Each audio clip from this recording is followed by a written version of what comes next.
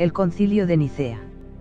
Una mañana a fines de la primavera de 325, los obispos llenaron el gran salón de la residencia imperial en Nicea.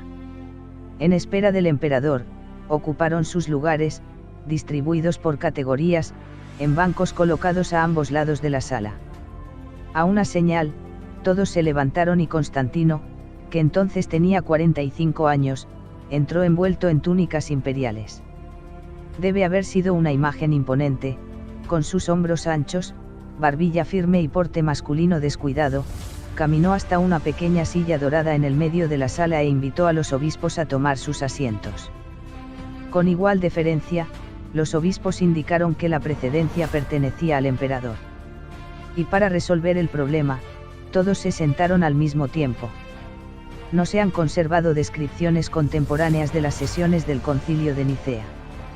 Pero según relatos posteriores, los sentimientos sobre la cuestión aria eran muy fuertes y el debate fue enconado. Algunos obispos se taparon los oídos con las manos cuando Arrio habló. El propio Constantino, se dice, más tarde llamó a Arrio ese siervo desvergonzado del diablo y la teología de su consejero y simpatizante del arrianismo, Eusebio de Nicomedia, invectivas borrachas. Perdió el emperador la compostura durante las sesiones de Nicea. Es fácil imaginarlo perdiendo los estribos, pero las crónicas dicen que se mantuvo firme durante los 2 meses de reuniones. A esta distancia en el tiempo, la cuestión teológica de la controversia aria puede parecernos una mera cuestión de semántica. Pero en realidad tocó el corazón mismo del cristianismo en un momento en que la Iglesia luchaba por satisfacer 2 necesidades distintas. Por un lado, la Iglesia había dado al mundo una religión monoteísta accesible a todos. Por otro, esta religión se distinguía claramente del judaísmo por su enfoque en la divinidad de Cristo. ¿Hasta qué punto era divino? Si fuera completamente divino, no habría 2 dioses. O 3, con el Espíritu Santo. Arrio era tan monoteísta que, en su llamado a preservar la unicidad de Godpal, sintió que tenía que negar algo, no solo la divinidad sino la coeternidad de Cristo el Hijo.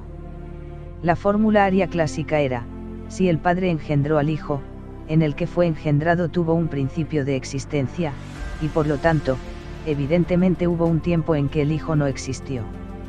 De ello se sigue necesariamente que Él recibió la existencia desde el principio de lo inexistente. Es decir, Cristo, a diferencia de Dios, vino de la nada, por tanto, el Hijo estaba subordinado al Padre. Para muchos miembros de la Iglesia que, como el mismo Arrio, abrazaron la idea de Jesús nacido de la Virgen María, resucitado de entre los muertos y ascendido al cielo para sentarse a la diestra del Padre, la noción parecía razonable y consistente con las Escrituras, mientras que para otros no era solo terquedad sino una idea puramente herética. En un intento por establecer una línea intermedia entre las 2 facciones opuestas, Eusebio de Cesarea propuso un credo bautismal que había sido tradicional durante mucho tiempo en Palestina y Siria y que, en parte, era el siguiente: creemos en un solo Dios, Padre, Todopoderoso, Creador de todas las cosas visibles e invisibles.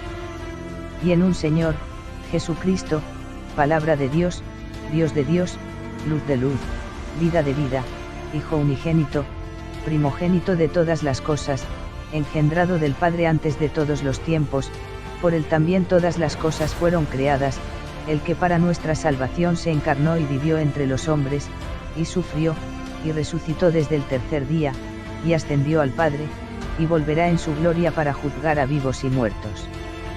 Y también creemos en un Espíritu Santo único. Mientras Constantino aprobaba esta profesión de fe, muchos obispos que habían venido a Nicea con la expresión de condenar el arrianismo se quejaron. Que parecía encarnar tanto las ideas ortodoxas como las arias.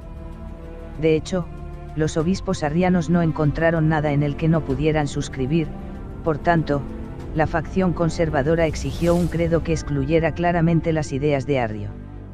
Intervención decisiva de Constantino. No podría ampliarse el credo para incluir la palabra homoousios, consustancial o de la misma sustancia, sugirió Constantino, al describir la relación entre el Padre y el Hijo. Era una palabra fuerte, y ya muy debatida, que había sido utilizada por ciertos cristianos del siglo III condenados por negar la Trinidad. También hubo una oposición popular generalizada al término por no aparecer en las Escrituras. Proponiéndolo claramente de esta manera, Constantino no solo fue audaz sino que dio un hábil golpe político. Por muy listos que estuvieran los arios en el credo conciliar, este término particular había sido rechazado por el propio Arrio en su reciente declaración de fe. La gran ventaja de la palabra para los antiarios, que eran la mayoría en Nicea, era, por tanto, su total inaceptabilidad para los arios. Al final, sin duda gracias al prestigio y al poder de persuasión del emperador, así como a la amenaza de excomunión, todos menos Arrio y 2 de los obispos estuvieron de acuerdo con la sugerencia de Constantino. La versión final fue la siguiente: creemos en un Dios, Padre, Todopoderoso, Creador de todas las cosas visibles e invisibles, y en un Señor Jesucristo, Hijo de Dios, unigénito del Padre, es decir, de la sustancia del Padre, Dios de Dios, luz de luz, Dios verdadero de Dios verdadero, engendrado, no creado, consustancial, homoousios, al Padre, por quien todas las cosas llegaron a existir, tanto en el cielo como en la tierra, quien por nosotros los hombres y para nuestra salvación descendió del cielo y encarnó, se hizo hombre. Sufrió y resucitó al tercer día, ascendió al cielo y vendrá a juzgar a vivos y muertos, y en el Espíritu Santo. Pero los que dicen hubo un tiempo en que no existía, y antes de nacer no existía, y que nació de la nada, o que afirman que el Hijo de Dios es una realidad o una sustancia diferente, o que está sujeto a alteración o cambio, estos son anatematizados por la Iglesia Católica y Apostólica. Esta última frase contiene 4 anatemas, o condenas eclesiásticas, contra 4 de los principales dogmas arios. Fue por este tipo de afirmaciones que los obispos antiarios se mantuvieron firmes. Incluso si tenían dudas sobre los homoousios de Constantino, debían haber estado satisfechos con el anatema. Aunque la controversia arriana continuó enardecida, el Concilio de Nicea sentó el precedente histórico de haber sido el primer concilio cristiano ecuménico. Sus decisiones se convirtieron en la auténtica ortodoxia de la Iglesia, y en ellas basarían su culto las generaciones futuras.